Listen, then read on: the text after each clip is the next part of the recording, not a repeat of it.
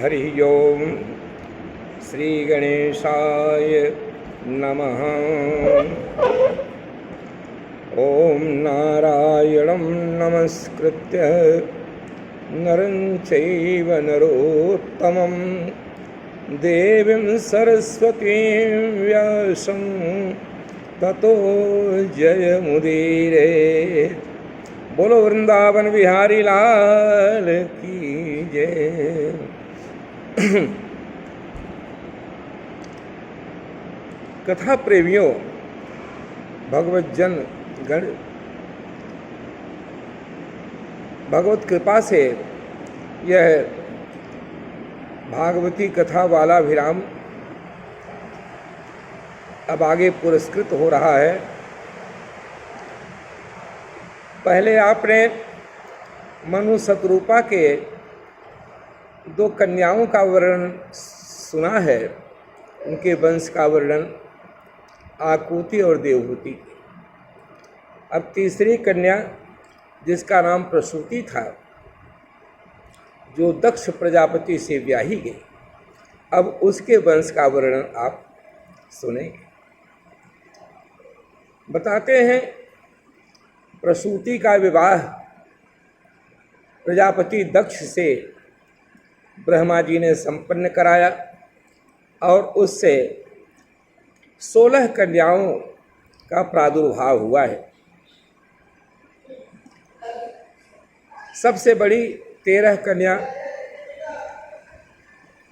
धर्म प्रजापति के साथ ब्याही गई और जो 13वीं उसमें थी, सबसे छोटी बहन, उसमें भगवान नर नारायण जुड़वे भाई के रूप में प्रकट हुए। जब भगवान का प्राकट्य हुआ, देवताओं ने पुष्प वर्षा की, आकाश में दिव्य वाद्य बाजे बजाए गए, अप्सराओं ने नृत्य किया। ये भगवान का प्राकट्य। ये दोनों भाई आज भी गंधमादन पर्वत पर बदरी बन जहाँ है, वहाँ भगवान अपने भवन में विराजते हैं और आज भी दोनों भाई नर नारायण भारतीय प्रजा के हित के लिए घोर तपस्या में तल्लीन हैं।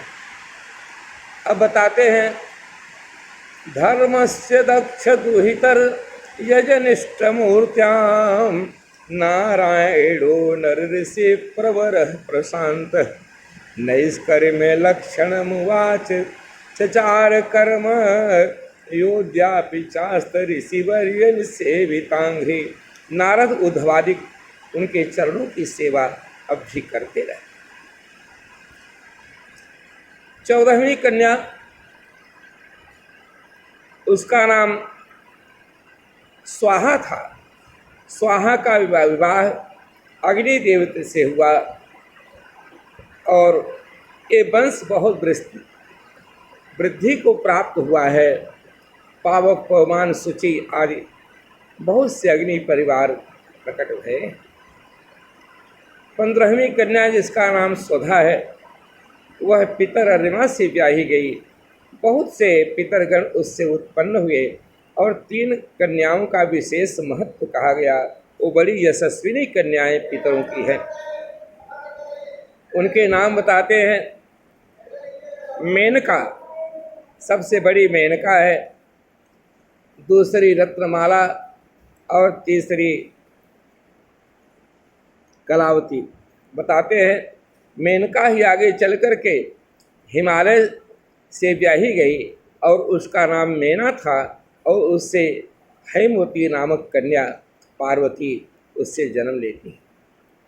दूसरी कन्या जो रत्नमाला थी, वह सुनैना देवी जनक राज की पत्नी बनी है और जानकी माता की वह माँ हुई।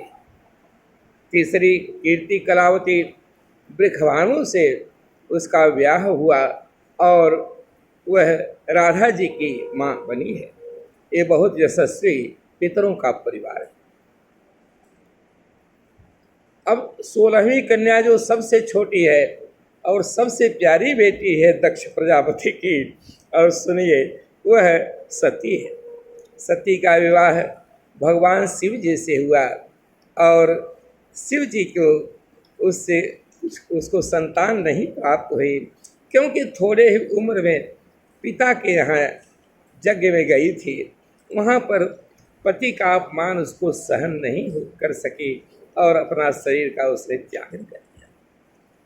यह दिव्य कथा हरिद्वार में मैत्रेय जी, मुनि महाराज मैत्रेय विदुर को सुना रहे हैं। यही कथा सुकताल में सुखदेव जी राजा परीक्षित को सुना रहे हैं और यही कथा नैमिष वन में सूत जी महाराज 88,000 सौनकादिक ऋषियों को सुना रहे हैं। और वही कथा हम आप सबके सामने कहने की चेष्टा कर रहे हैं।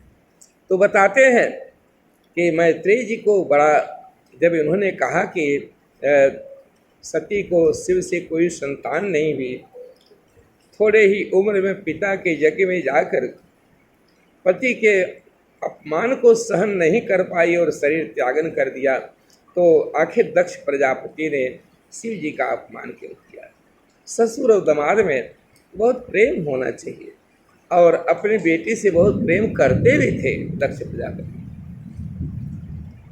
अब शंकर जी ओह, वो तो साधु पुरुष हैं, सबका कल्याण चाहने वाले हैं, इसीलिए पक्ष विपक्ष सब ने उनका नाम शिव रख दिया है। शिव का मतलब कि बस वहाँ कल्याण ही है, कोई अशिव वार्ता नहीं है।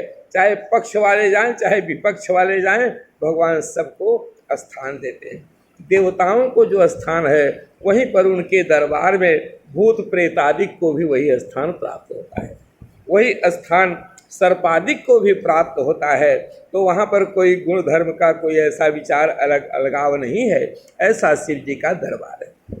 ऐसे शिव जी से दक्ष प्रजापति का क्या वैमनस्य हो गया।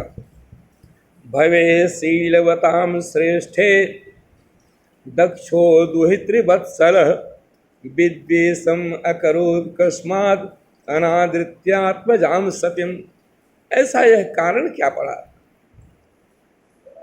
मैत्रेय जी ने कहा कि हे विदुर जी, आप कहते ठीक हैं, लेकिन एक घटना बहुत बड़ी दुर्घटना थी।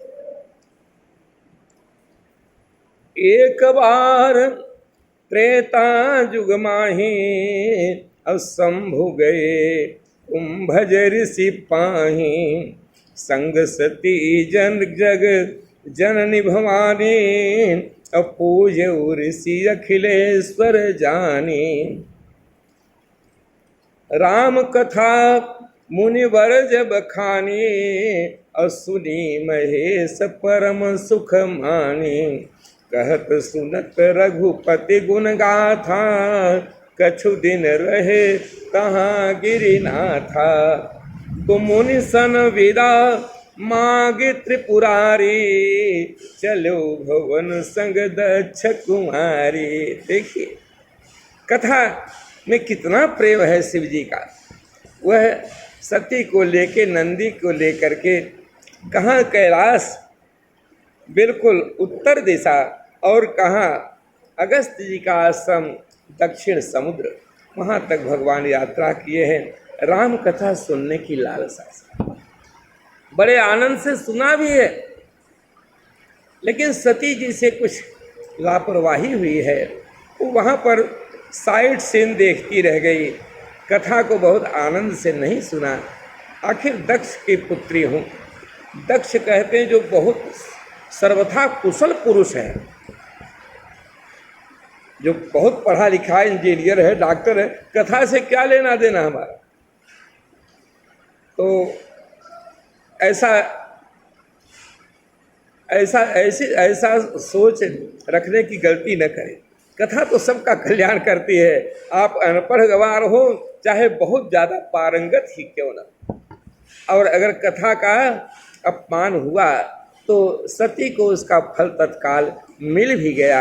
आप देखिए भगवान चले जा रहे हैं दंडकारण्य। एक दिव्य दृश्य उन्होंने देखा। तेहि अवसर भंग जन्म ही भारा, हरि रघुवंश लीन अवतारा। पिता वचन तज राज उदासी, और दंडक वन विचरत अविनाशी। भगवान अवतार ले लिए हैं और दंडक वन में पिता के वचन से विचरण कर रहे हैं। अयोध्या का राज त्याग दिए हैं और दुर्घटना घट गई। रावण आकर जानकी का हरण कर लिया। अब भगवान लोकवत्तु लीला कैवल्यम, लीलाधारी हैं। अब वो रो रहे हैं, बिलख रहे हैं। ये भी नहीं समझ पा रहे हैं कि सीता का पता बताने में कौन समर्थ होगा। वृक्षों से पूछते हैं, लताओं से पूछते हैं, भंवरों से, पंछियों से, हिरणों से। हे खग मृग हे मधुकर श्रेणी, हे खग मृग हे मधुकर श्रेणी। तुम देखी सीता मृग नयनी। यही प्रकार बहु बिलपत स्वामी, मनहु महा बिरही यति कामी। मनहु महा बिरही, लोकवत्तु लीला कैवल्यम, वो तो लीला कर रहे हैं, कोई रो थोड़े न रहे हैं।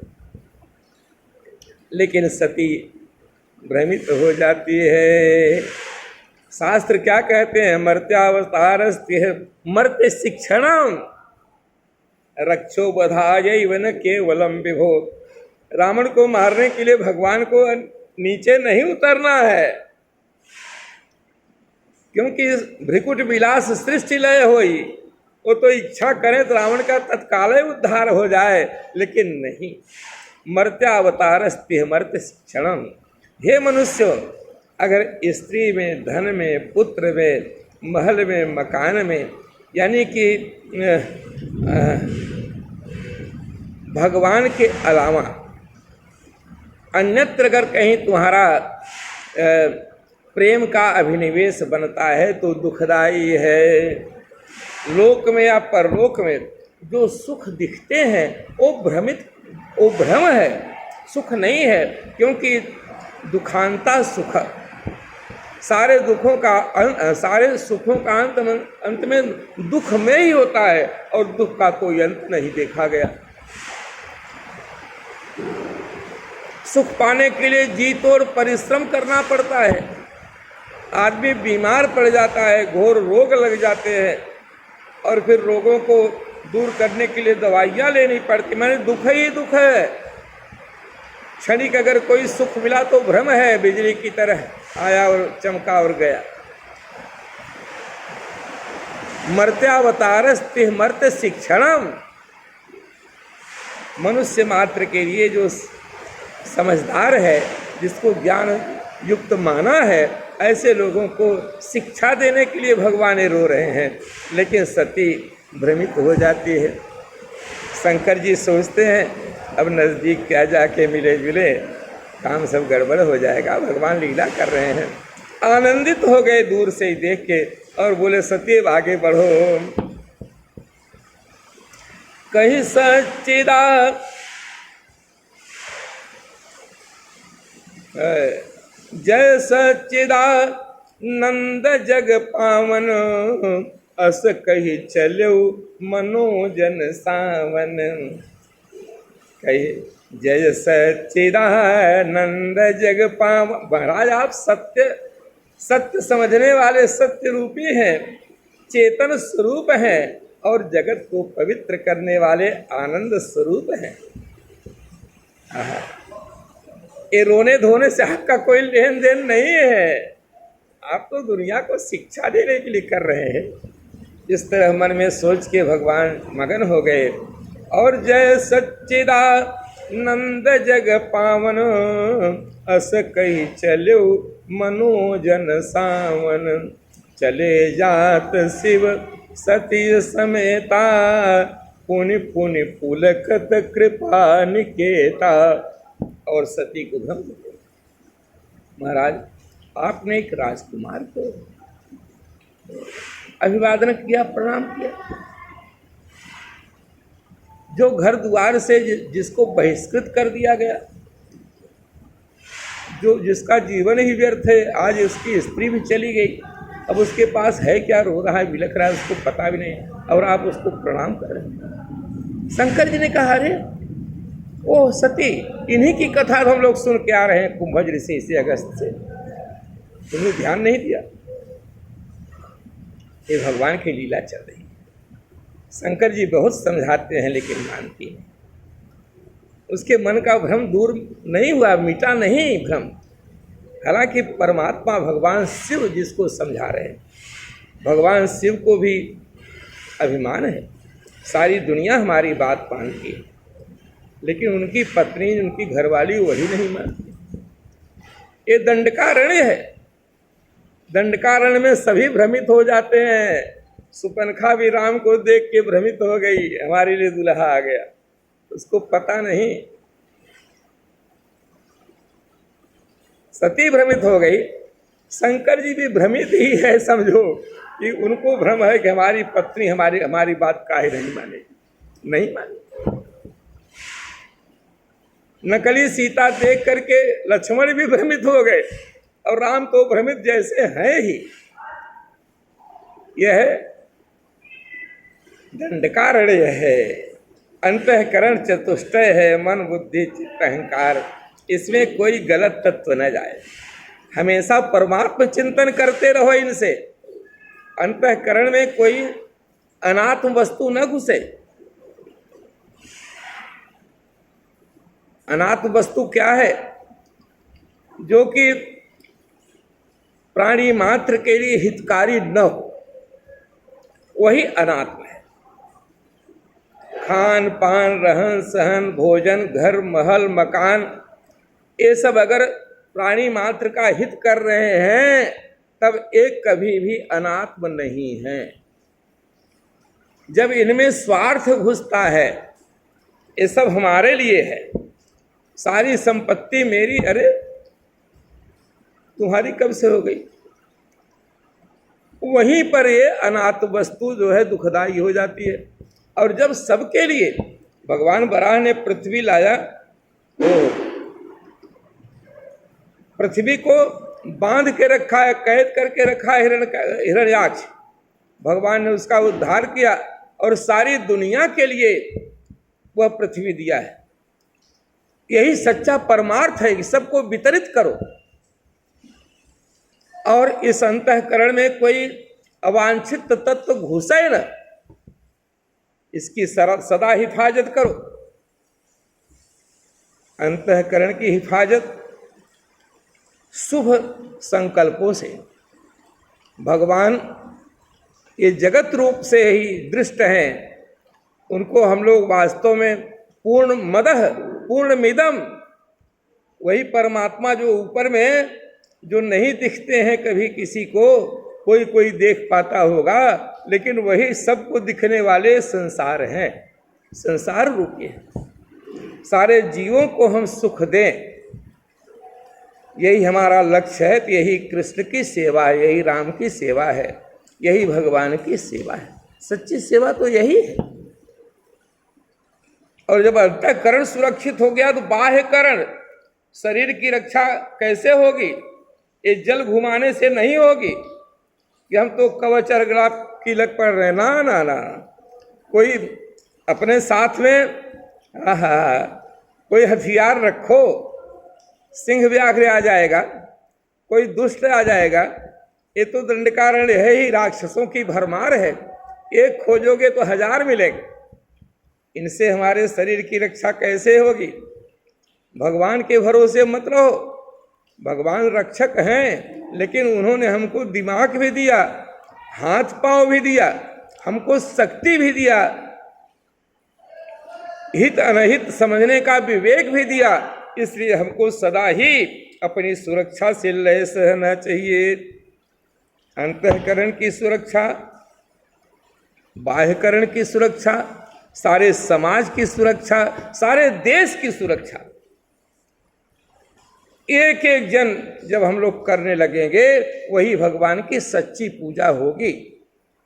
वो अनात्म नहीं है, यही सच्चा आत्म तत्व है।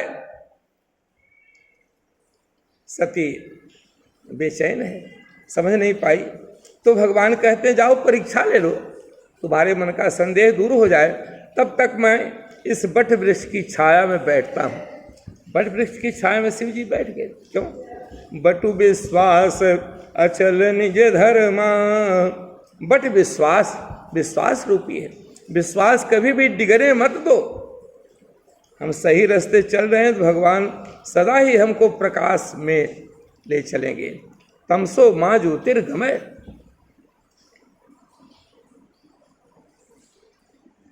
तो इस प्रकार से वो भ्रमित हो गई।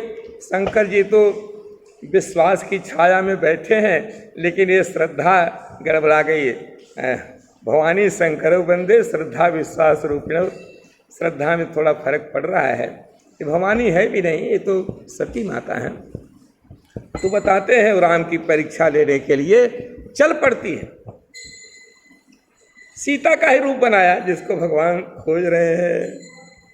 लक्ष्मण जी अवाक हैं, ये तो सामने खड़ी है। राम जी ने रास्ता ही बदली कर लिया, तीसरा रास्ता बदली कर लिया, चौथा रास्ता। अब जाके ठीक उनके समन्वय में खड़ी हो गई। ये तो सीता है। राम जी मन ही मन हाथ जोड़ के प्रणाम करते हैं, माता जी अरे आप किधर घूम रही हैं? भोले बाबा कहाँ हैं? इस वन में आप कहाँ? अब तो पार्वती को काटो, सती को काटो तो खून नहीं। तुमको पहचान गए, पति देव हमारा गलत नहीं, सही बोल रहे थे, लेकिन मैं भ्रमित हो गई, बहुत दुखी हुई मन ही मन। लेकिन मन में एक संदेह है। हे रामचंद्र जी, उसका निवारण आप ही करिए, आप कर सकते, दूसरा कोई नहीं। मुझे मन में भ्रम हुआ कि ऋषि मुनि देवता पितर गंधर्व सब कोई शिव जी को प्रणाम करते हैं, ओ महादेव, लेकिन उन्होंने आपको क्यों प्रणाम किया? कोई बड़ा अपने से छोटे को प्रणाम नहीं करता है। बस यही हमारा समाधान कर दीजिए, बस मैं चली जाए। भगवान ने कहा कि माता जी, बहुत पहले शिव जी महाराज वह अपने निज धाम में, अपने शिवलोक में एक बहुत बड़ा गौशाला का निर्माण कराए। हजारों गायों को लाके वहाँ रख दिया। वो बड़े बड़े थनों वाली, जिनके थनों में अमृत जैसा दूध सागर ही भर जाए, ऐसी गौएं। उन्होंने हमको बैकुंठ से बुलाया, मैं आया। शिव जी ने हंसते हंसते कहा, हे विष्णु, इन गौओं की रक्षा, इन गोपालों की रक्षा, इस गोलोक की रक्षा अब तुमको करनी है। भगवान को सुंदर सिंहासन पर बैठाया, शंख चक्र गदा पद्म को उतार के रख लिया एक तरफ, चार हाथों का बल दो हाथों में दे दिया और उनके हाथ में बंसी और बेत पकड़ा दिया। अब यहाँ यही काम आएगा। बंसी और बेत दे दिया और उसके बाद सुंदर पगड़ी बांध दिया, तिलक लगा दिया, बैजंती की माला पहना दिया, उनके चरणों को धो करके चरणामृत लिया और चंदन तिलक से आद के उनके पूजा किया। आपको आगे चल के वन में गायों के पीछे भटकना है, दिन भर गायों की सेवा और रात में गोपियों का अनुरंजन। आपको रातों दिन चैन नहीं है, आपको तो बहुत परिश्रम करना होगा। रात बिरात अंधेरे में आपको कहीं सर्पों से न डर हो जाए, सर्पों से भी लड़ाई लड़नी पड़ेगी, ऐसा सोच के शंकर जी ने एक मोर पंख उनके पगड़ी में खोस दिया। यह मोर पंख सर्प भय दूर करने वाला होता है। और सारे देवता, इंद्रादि, वरुण, कुबेर ब्रह्मादिक सब वहाँ आए हैं, ऋषि मुनि सब आए हैं, सब जय जयकार कर रहे हैं शंकर जी के। और शंकर जी ने कहा, हे गोप विष्णु, हे विष्णु, आज से तुम गोप बन गए, गोपाल बन गए। गौओं गोपालों की रक्षा करने के चलते तुम गौओं के इंद्र बन गए। तुम्हारा नाम गोविंद हम रख देते हैं और मैं तुमको यह आशीर्वाद देता हूँ, तुम हमारे सदा ही पूज्य रहोगे। सारी दुनिया को जीतने वाले हम हैं, लेकिन हम तुम्हारे सामने हारेंगे, हार मान लेंगे। हम तुम्हारा ही सदा सुमिरन करेंगे, प्रणाम करेंगे। इस तरह से गोलोक की रक्षा का भार गोप विष्णु को भगवान दे करके और अपने धाम को चले जाते। तो हे माता सती, यही कारण है कि भगवान शिव जी ने जो हमको प्रणाम किया तो इसमें कहीं दोष नहीं लगा है, क्योंकि उन्होंने हमको आशीर्वाद दिया है। सती मन में प्रसन्न होती है, लेकिन बड़ी चिंता है, पति का हमने कहा नहीं माना, तो इसका तो फल हमको भुगतना पड़ेगा। बड़ी दुखी है। बोलो वृंदावन बिहारी लाल की जय।